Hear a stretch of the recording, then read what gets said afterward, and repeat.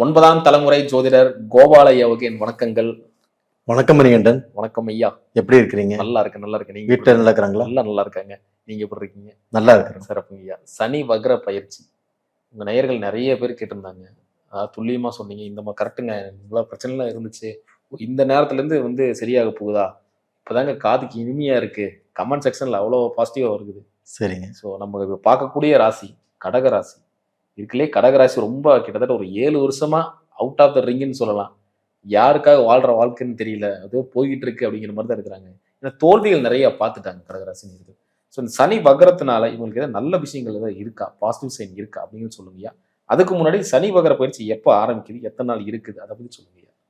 First வந்துங்க, என்னை வாழ வைக்கும் ஸ்ரீ அம்பிகை ஜோதிடத்துக்கும் என்னுடைய வாடிக்கையாளர்கள் நேயர்கள் அனைவருக்கும் என்னுடைய மனமார்ந்த நன்றி. இப்ப இந்த சனி பகவானுடைய வக்ரம் எப்ப ஆரம்பிக்குது அப்படின்னா, ஜூலை மாசம் 27ஆம் தேதி ஸ்டார்ட் ஆகுது. ஸ்டார்ட் ஆகி டிசம்பர் மாசம் 11ஆம் தேதி வரைக்கும் சனி பகவானுடைய வக்ரம். இது 138 நாட்கள். இந்த சனி வக்ரத்தை பத்தி எல்லா ராசிகளுக்கும் நம்ம சொல்லிட்டு இருக்கிறோம். அதுல இப்ப பேசக்கூடிய ராசி ஆகப்பட்டது கடகராசி. இப்ப இந்த கடக ராசியினுடைய அதிபதி யாருங்க? சந்திர பகவான். இந்த சந்திர பகவானுக்கும் சனி பகவானுக்கும் 7ஆம் பொருத்தம் 8ஆம் பொருத்தம் எப்பவுமே அவங்க 2 பேர்த்துக்கும் ஆகாது. எதிர்வாதம் பிடித்த கிரகங்கள். ஏன்னா கடகராசிக்கு 7ஆம் இடத்துக்குரிய ஆதிபத்தியமும் 8ஆம் இடத்துக்குரிய ஆதிபத்தியத்தையுமே சனி பகவான் அடைகிறார். அதனாலதான் கடகராசிக்கு சனி பகவான் ஆகாது. ஏன்னா இவர் ஒருத்தர் ஒளி, இன்னொருத்தர் இருள். ஆமாங்க. இப்ப பாத்தீங்கன்னா சந்திர பகவான்ங்கிறது பௌர்ணமி, அந்த ஒளி. சனி பகவான்ங்கிறது பாத்தீங்கன்னா சூரியன் மறைவு, இருள். இது இதுலயே தெரியுது அது எகென்ஸ்ட் அப்படிங்கிறது. அப்ப பாத்தீங்கன்னா 2 கிரகங்களுக்கு எப்படி இருக்கும் அப்படின்னா, இப்ப சனி பகவான் வக்ர கதியில மீனத்திலிருந்து பின்னோக்கி வர்றாரு.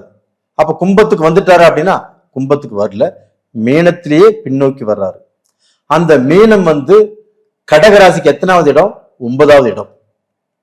அப்ப இந்த 9வது இடத்துல சனி பகவான் இருக்கும்போது, அந்த 9ஆம் இடத்தில் சனி பகவான் வக்ரமாகும் போது கடகராசிக்கு நல்ல பலனைத்தான் சனி பகவான் கொடுப்பாரு. சப்போஸ் பாத்தீங்கன்னா அந்த சனி பகவான் வக்ர கதியில கும்பத்துக்கு வந்துட்டாரு அப்படின்னா, அந்த சனி பகவானுக்கு பாத்தீங்கன்னா கடகராசிக்கு 8ஆம் இடம் வருது, 7ஆம் இடம் வருது. அப்ப இந்த 7ஆம் இடத்துல 8ஆம் இடத்துல சனி இருந்தால் கண்டிப்பாக அவங்களுக்கு பிரச்சனை தான். ஆனா இப்போ பிரச்சனையில இருந்து தப்பிச்சிட்டாங்க. பாக்கியஸ்தானத்தில் 9ஆம் இடத்தில் அந்த சனி பகவான் வக்ர கதியில் இருக்கிறார். அப்ப இதனால என்ன ஆகும் அப்படின்னா, கடகராசிக்காரங்களுக்கு அவங்க எதிரிகள் எங்க இருக்கிறாங்க, அவங்களுடைய துரோகிகள் எங்க இருக்கிறாங்க, யாரெல்லாம் இவங்களுக்கு குழி பறைக்கிறார்கள் அப்படிங்கிற விஷயம் இவங்களுக்கு ஏதாவது ரூபத்துல கடகராசிக்காரங்களுக்கு தெரிய வந்துடும். அப்ப அது நம்ம ஒரு தரத்துல போறோம், இங்க குழி இருக்குன்னு தெரிஞ்சா நம்ம தரத்தை மாத்தி போய்க்குவோம், அங்க நிதானமா போவோம். அப்ப அந்த நிதானத்தை இப்ப அந்த கடகராசிக்காரங்களுக்கு இந்த 9ஆம் இடத்தில் இருக்கக்கூடிய வக்கரமான சனி கடகராசிக்கு இப்ப கொடுத்துருவாரு.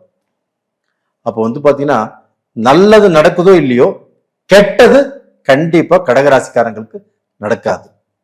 அப்ப கடகராசிக்காரங்க இப்ப எதிர்பார்க்கறது என்ன? திருமணம், தொழில், ஒரு வாழ்க்கையில முன்னேற்றம், நம்ம கடனை அடைப்போமா, ஏதாவது நல்ல பொசிஷனுக்கு வந்துருவோமா, இப்படிங்கிற எதிர்பார்ப்போடு தான் இந்த வீடியோவை அவங்க பார்க்கறாங்க. கண்டிப்பாக அவங்களுக்கு இந்த காலகட்டத்தில் சனி பகவானுடைய வக்ரம் இந்த 138 நாட்கள் அவங்க வாழ்க்கைக்கு ஒரு வெளிச்சத்தை கொடுக்கும். அது போக அந்த 138 நாட்கள்ல கடகராசிக்காரங்கள் பிரயாணம், இப்ப எங்கேயாவது பாத்தீங்கன்னா ஒரு மலேசியா போகணும், ஒரு சிங்கப்பூர் போகணும், இல்ல வெளிநாடு போகணும், அது டூராகவும் இருக்கலாம், அவங்க தொழில் விஷயமாகவும் இருக்கலாம், அவங்க பிசினஸ் விஷயமாகவும் இருக்கலாம், பசங்களுடைய கல்விக்கோசரமாகவும் இருக்கலாம். அந்த மாதிரியான பயணங்கள் இப்போ கண்டிப்பாக நடக்கும். சிறப்பு. அதே சமயத்துல இந்த ஃபீல்டுல கடகராசிக்காரங்க நிறைய பேர் நல்லா படிச்சிருக்கிறாங்க, நல்ல நல்ல வேலையில் இருக்கிறாங்க. மேக்சிமம் இந்த டாக்டர் தொழில்ல நிறைய பேர் இருக்கிறாங்க. அப்ப அந்த தொழில்ல இருக்கக்கூடிய டிஸ்டர்பன்ஸ், மன வருத்தம், மன இறுக்கம், அந்த தொழில் செய்ய முடியாத அளவுக்கு பல சூழ்நிலைகள், இது எல்லாமே கடகராசிக்காரங்க இதற்கு முன்னாடி அனுபவிச்சுட்டு இருந்தாங்க. அது எல்லாமே இப்ப கொஞ்சம் கொஞ்சமாக தீரும். கொஞ்சம் ஃப்ரீயாவாங்க, கொஞ்சம் டென்ஷன் இல்லாம இருப்பாங்க.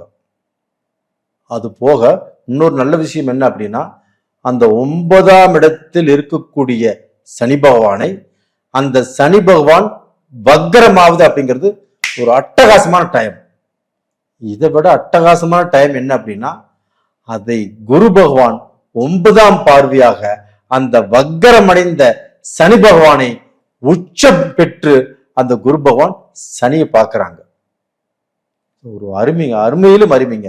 இது வந்து டபுள் யோகம் சொல்லலாம். இந்த இரட்டை யோகத்தால் கடகராசிக்காரங்களுக்கு ஒரு அற்புதமான எதிர்காலம் காத்துட்டு இருக்குது. அப்ப இந்த பீரியட்ல அவங்க வந்து டயத்தை வேஸ்ட் பண்ணாமல் இந்த 138 நாட்கள் அப்படிங்கிறது அவங்க வாழ்நாள் பூராவும் ஒரு நல்ல பலனை எதிர்பார்க்கிற அளவுக்கு இந்த பீரியட்ல நல்ல பலனை கொடுத்துரும். சிறப்புங்க. இப்போ வந்து மீன ராசியில இருக்காரு சனி பகவான், அவர் உத்திரட்டாதிக்கே வராரு. ஸோ வரனால வலுவோட இருப்பாரா, வலு இழந்துருவாரா? இப்போ உத்திரட்டாதி அப்படிங்கிறது சனி பகவானுடைய சொந்த நட்சத்திரம். அந்த நட்சத்திரத்துக்கு வரும்போது சனி பகவான் நல்லா ஸ்ட்ராங்கா இருக்கிறாரு. அப்ப அந்த சனி பகவானுக்கு முழு பலம் கிடைச்சிருது. அந்த சனி பகவான் இப்ப எங்க இருக்கிறாரு? குருவுடைய வீட்டுல, கடகராசிக்கு 9ஆம் இடத்துல. அப்ப அந்த 9ஆம் இடத்துல வரக்கூடிய சனி பகவான் அந்த சொந்த நட்சத்திரத்துல வர்றதுனால கடகராசிக்காரங்களுக்கு அவங்களுடைய வாழ்க்கையில ஒரு நல்ல முன்னேற்றம் தடை இல்லாமல் நடக்கும். இது குரு பார்வை வேற இருக்கு. இந்த குரு சுபகிரகத்தினுடைய பார்வை அந்த பாவகிரகமான சனி பகவான் மேல படும்போது அந்த பாவகிரகமும் சுபகிரகமாக மாறி குருடைய பார்வையால் இவங்க வாழ்க்கைக்கு ஒரு வசந்தம் கிடைக்கும். சிறப்புங்கய்யா. ஐயா, பொருளாதாரம் எப்படிங்க இருக்கு? கடகராசிக்காரங்கள் பொருளாதாரத்துல வந்து பாத்தீங்கன்னா கொஞ்சம் பேர்த்த நம்பியே ஏமாந்துட்டாங்க கடகராசிக்காரங்க. ஏன்னா அவங்க வந்து அன்புக்கு கட்டுப்பட்டவங்க, பாசத்துக்கு கட்டுப்பட்டவங்க, உழைப்புக்கு கட்டுப்பட்டவங்க. இதனால வந்து உழைப்பையும் நம்பி அடுத்தவங்களையும் நம்பி அதுல பணத்தை கொடுத்து அந்த பணம் திரும்பி வராம கொஞ்சம் பேர் ஏமாந்துட்டாங்க. அது போக பிசினஸ்லயும் போட்ட பணத்தை எடுக்க முடியல. ஒருத்தட்ட பணம் கொடுத்தாலும் அது கரெக்டான நேரத்துக்கு வந்து சேரல. ஆனா இந்த பீரியட்ல அது எல்லாமே மாறும். அப்போ வந்து பாத்தீங்கன்னா நீங்க கொடுத்த பணம் திரும்ப கைக்கு வரும். ஒரு பிசினஸ் ஆரம்பிக்கலாம்னாலும் தாராளமாக ஆரம்பிக்கலாம். இப்போ வந்து இந்த பண நெருக்கடி இல்லாமல் இவங்க சம்பாரிச்சு இதற்கு முன்னாடி கடன் வாங்கியிருப்பாங்க இல்லையா, அந்த கடனை இந்த பீரியட்ல கட்டிடுவாங்க. அவங்களே நினைக்காத ஒரு மாற்றத்தை இந்த பீரியட்ல எதிர்பார்க்கக்கூடிய காலகட்டங்கள் தான். ஏன்னா சனி பகவானும் வக்ரம் 9ஆம் இடத்துல. அது போக குரு பகவானுடைய பார்வையும் சனி பகவான் மேல. இது நினைக்கும் போது எனக்கு ரொம்ப சந்தோஷமா இருக்குதுங்க. கடகராசிக்காரங்களுக்கு ஒரு அற்புதமான ஒரு அருமையான இரட்டை யோகமான டைம் இப்ப வந்துட்டு இருக்குது. சிறப்புங்க. இப்ப தொழில் பண்ணிட்டு இருக்கிறவங்களுக்கு எப்படி இருக்கும்? அதே மாதிரி வேலைக்கு போயிட்டு இருக்கிறவங்களுக்கு சம்பள உயர்வு, பதவி உயர்வுல கிடைக்குமா? வேலைக்கு போயிட்டு இருந்தவங்க வந்து பாத்தீங்கன்னா, என்னடா இந்த வேலைக்கு போயிட்டு இருக்கிறோம், நம்ம கஷ்டப்பட்டு இருக்கிறோம், நம்ம நினைச்ச சம்பளம் கிடைக்க மாட்டேங்குது, நம்ம வந்து உழைச்சோம், ரொம்ப வருஷ காலமா உழைச்சிருக்கிறோம், நம்ம ப்ரமோஷன் எதிர்பார்த்துட்டு இருக்கிறோம், நம்மளுக்கு வர வேண்டிய ப்ரமோஷன் நம்மளுக்கு பின்னாண்ட வந்தவங்களுக்கு போயிட்டு இருக்குது, நம்மளுக்கு மட்டும் ஏன் கிடைக்க மாட்டேங்குது அப்படிங்கிற வருத்தத்துல நிறைய பேர் இருக்கிறாங்க. அவர்களுக்கு அந்த வருத்தம் இப்போ வந்து பாத்தீங்கன்னா தீரக்கூடிய காலகட்டங்கள். அப்ப இந்த பீரியட்ல சம்பள உயர்வோ இல்லைன்னா ப்ரமோஷனோ ஏதாவது ரூபத்துல கண்டிப்பாக கிடைச்சே தீரும் அந்த 138 நாட்கள்ல. கண்டிப்பா. சிறப்பு சிறப்புங்க. ஆரோக்கியம் சார்ந்த விஷயங்களுக்கு இப்ப கடகராசிக்காரங்களுக்கு அந்த 8ஆம் இடத்துல சனி இருந்திருந்தாருன்னா ஆரோக்கிய பிரச்சனை வந்திருக்கும். உடல்ல பிணிப்பிடைகள், மருத்துவ செலவு, இது மாதிரிலாம் நிறைய வந்து அதனால காசு செலவு, ஹாஸ்பிட்டலுக்கு வந்து பார்த்தீங்கன்னா நடக்கிறது, இது மாதிரி வந்து நிறைய டைம் ஸ்பெண்ட் பண்ணியிருப்பாங்க, நிறைய காசு செலவு இருக்கும். இப்ப பாக்கியஸ்தானத்தில் சனி பகவான் இருக்கிறதுனாலையும் அதை உச்சம் பெற்ற குரு பார்க்கறதுனாலையும் இவங்களுக்கு இதற்கு முன்னாண்ட கஷ்டங்கள், உடல் பிணிப்பிடைகள், மருத்துவ செலவுகள் அதெல்லாமே இருந்திருந்தாலும் அது 90% இந்த பீரியட்ல கண்டிப்பாக தீரும், இவங்களை விட்டு விலகும். சிறப்புங்கய்யா. ஐயா இப்ப இந்த காலகட்டத்துல இவங்க எந்த விஷயத்துல ரொம்ப கவனமா இருக்கணும்? கடகராசிக்காரங்க பாத்தீங்கன்னா எந்த விஷயத்துல கவனமா இருக்கணும்னா, அவங்க பாத்தீங்கன்னா திடீர்னு ஒருத்தரை நம்பிடுறாங்க, ஒருத்தர் மேல நம்பிக்கையை வச்சிடுறாங்க, ஒருத்தர் மேல பாசம் வச்சிடுறாங்க, ஒருத்தரை காதலிச்சிடுறாங்க. இது எல்லாமே பாத்தீங்கன்னா காலப்போக்கில் அவங்களுக்கு எகென்ஸ்டா வந்துடுது. அதனால இந்த பீரியடை ஒருத்தர் நம்புறாங்க அப்படின்னா பல முறை யோசனை செய்து நம்ப சொல்லுங்க.